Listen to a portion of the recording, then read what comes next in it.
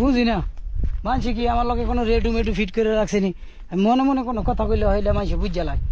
হ্যাঁ, এই যে আমি মনে মনে মনে করেন যে এটা ওটা খুঁজি, টাকা পয়সা খুঁজি, আমি সেই লোক পাথরের ভিতরে আমি স্বর্ণ খুঁজি, আমার কি কেউ দমায় রাখতে পারবো?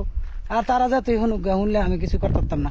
কাল্লা হয়তো হুইয়া হুইয়া স্বপ্ন দেখতেছি, আরে আমার কাছে অনেক টেহা হইতো, কোটি কোটি টেহা হইতো, আমার ছোট বোনকে কিছু দিতাম, ছোট বোনটা ভালো করে চলতো, ভালো করে খাইতো, আব্বারে দিতাম, আমার বড় ভাইটারে কিছু দিতাম, আমার ফুলা হন্ডে কিছু দিতাম, আনন্দেতে খাইতো, আইসক্রিম খাইতো, স্কুলে যাইতো, মজা করে আই করতো, আয়া খুশি হইতো আব্বার কাছে, আয়া কইতো আব্বা আমার ওটা কিনা দেও, আমি কিনা দিতাম।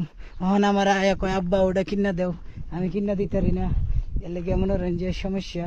যাই হোক, আমি মনে মনে কি ভাবি, কি স্বপ্ন দেখি, সব আপনারা হইনে লাইন আপনারা রেডু ফিট করছেন, বুঝছি আমি। ঠিক আছে, এখনো কিন্তু আমি মনে মনে ফাতরের ভিতরে স্বর্ণ খুঁজতেছি। ঠিক আছে, আমার কিন্তু যত কিছুই কই না, আমি ফাতরের ভিতরে স্বর্ণ খুঁজাই যাবো। কি লেগে যতদিন মনে করেন যে বড় লোক না হইতার এতদিন আমি খুঁজতেই থাকবো। দোয়া করেন ভাই।